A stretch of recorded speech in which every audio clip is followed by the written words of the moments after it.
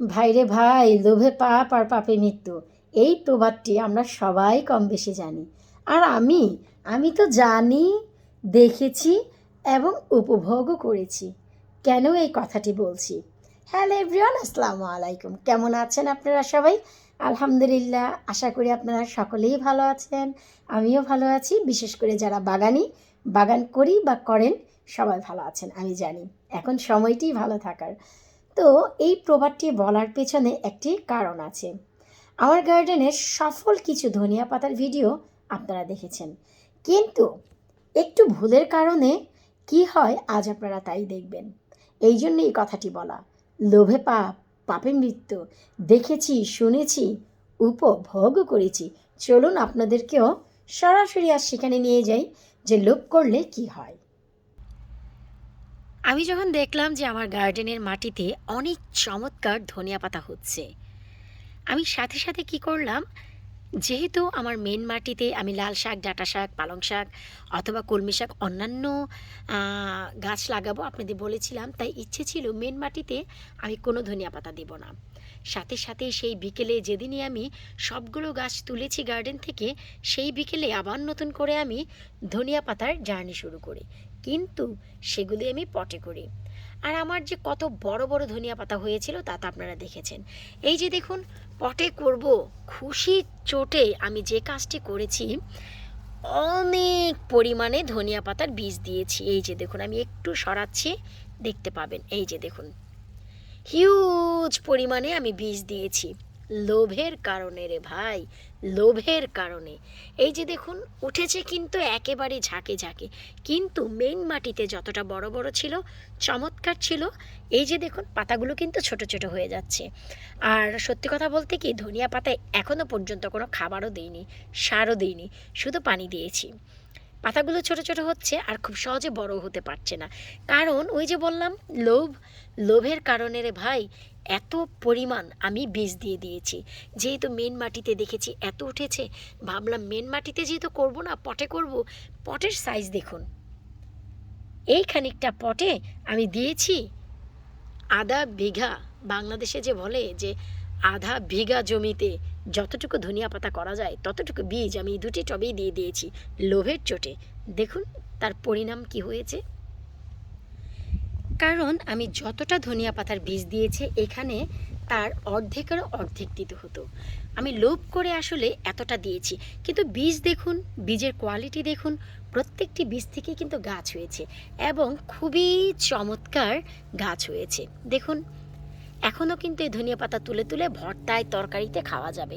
এই যে দেখুন, মাশাল্লাহ, অনেক ভালো। কিন্তু লোভ করার কারণে দেখুন আমার ধনিয়া পাতার চেহারাগুলো কি, যদিও একটুখানি হলদেটে লাগছে, কিন্তু এটি হচ্ছে রোদের রিফ্লেকশন।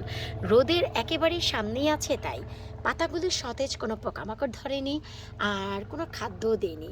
আশা রাখছি আমি খাদ্য অবশ্যই দিব। তার পাশাপাশি লোভ করার কারণে যে ভুলটি করলাম, তা আবার কিভাবে শুধরে নিয়েছি, আর তার পার্থক্য আপনারা নিজের চোখেই দেখুন। যে পাশে আমার পালং শাকের বে রয়েছে, সে পাশেই আমার আরও একটি বে আছে। আপনারা জানেন যে যেখান থেকে কচু হয়। তো আমি চিন্তা করলাম যে ওখানে লোভ করে আমি যে পাতাগুলো দিয়েছি, ধনিয়া পাতার চেহারাই তো দেখলেন কেমন। সাথে সাথে আমি যখন দেখলাম অনেক হযবরল হয়ে উঠছে, আমি আবারও নতুন করে ধনিয়া পাতার বীজ জার্মিনেট করে এই বেতে দিয়ে দিই। এই যে দেখুন, এখন চেহারা দেখুন আপনারা, কত চমৎকার। আর এই যে দেখুন কতটা ফাঁকা ফাঁকা হয়েছে। এই যে দেখুন, এই যে এখানেও কিছুটা বীজ চলে এসেছে পানি দেওয়ার সময়, এখানেও বড় হচ্ছে। তো বড় হোক।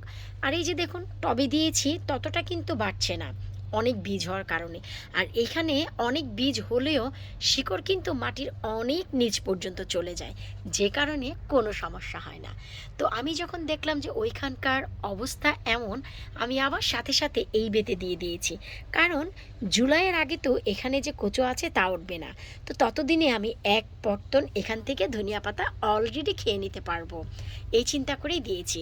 আর এখানে যখন কচু উঠে যাবে, তখন আমি আমার গার্ডেনের এমন একটি জায়গা জায়গা আবারও খুঁজে বের করব যেখানে আমি অন্তত এ সামারে মেন মাটিতে ধনিয়া পাতার বীজ লাগিয়ে ধনিয়া পাতা খেতে পারি।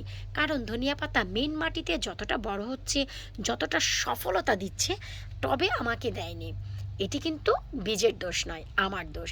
কারণ আমি লোভ করেছি যে এত চমৎকার ধনিয়া পাতা হয়েছে, এক কাজ করি, আমি ধনিয়া পাতা টবে দিয়ে দিই, তাহলে অনেক খাওয়া যাবে। তো বেশ, টবে দিয়েছি, একটু কম দিলেই কিন্তু হতো।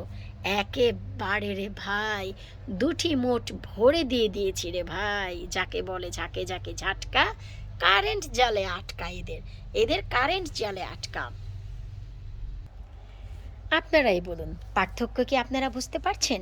আমার সেই বেতে ধনিয়া পাতা কেমন আর এই পটে কেমন। তবে এখন আমি কি করব আপনাদেরকে সেটাই শেয়ার করছি। এমন যদি হয়ে যায় ঘাবড়াবার কিছুই নেই। এই যে দেখতে পাচ্ছেন আপনারা, এই যে ধনিয়া পাতা, মাঝখান থেকে তুলে এখন ভর্তা খেয়ে ফেলুন, তরকারিতে দিয়ে দিন। তারপর যখনই এটি পাতলা হয়ে যাবে, একেবারে মাটির মতন চমৎকার হয়ে যাবে, তখন এতে খুব দ্রুত হারে ম্যাজিক সারটি ব্যবহার করবেন। খুবই চমৎকার, এক সপ্তাহে চেহারা পাল্টে যাবে। এবার আপনারাই বলুন, এটা লোভ নাকি? যখন দেখলাম যে আমার গার্ডেনের মেন মাটিতে ধনিয়ার ছড়াছড়ি, ধনিয়া পাতার, তখনই চিন্তা করলাম যে না, মেন মাটিতে যেহেতু দেবো না, লাল শাক ডাঁটা শাক লাগাবো, তো আমি টবে দিয়ে দিই।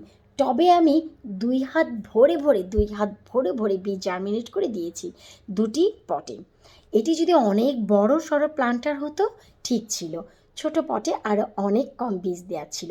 তো এখন এই যে ধনিয়া পাতা মাঝখান থেকে তুলে অনেকটাই কমিয়ে ফেলবো, তারপর এখান থেকে চমৎকারভাবে হয়ে যাবে। আর দেখলেন তো, মেন মাটিতে ধনিয়া পাতা, একই বীজ, চেহারা দুটারই দুরকম। তো প্লিজ, যারা গার্ডেন করেন, আমার মতো লোভ করতে যাবেন না, তাহলে কিন্তু লোভে পাপ, পাপে মৃত্যু। সময় কিন্তু খুবই সংকীর্ণ, মাত্র 2 থেকে 3 মাস সময় পাই আমরা। এই 2-3 মাস আমরা ভুল করে নষ্ট করতে পারবো না। এক্সপেরিমেন্ট বা আমরা যে জিনিসকে বলি যে আমরা ল্যাবে নিয়ে এক্সপেরিমেন্ট করব, ওই এক্সপেরিমেন্টই বলেন আর পরীক্ষামূলকভাবে পরীক্ষাই বলেন, সব কিছু সময়ের আগেই সেরে নেবেন। এতে করে মেন সময়ে আপনাকে ধোঁকা দেবে না। আশা রাখছি আজকের এই ভিডিওটি আপনাদের জন্য একটি শিক্ষণীয় ভিডিও। প্লিজ, ভিডিওটি ভালো লাগলে, আপুকে ভালোবাসলে, আপুর ভিডিওতে যদি এতটুকু উপকার পান, ভিডিওটি সবার সাথে শেয়ার করতে একেবারেই ভুলবেন না। বিদায় নিচ্ছি আজকের মতো। আল্লাহ হাফেজ।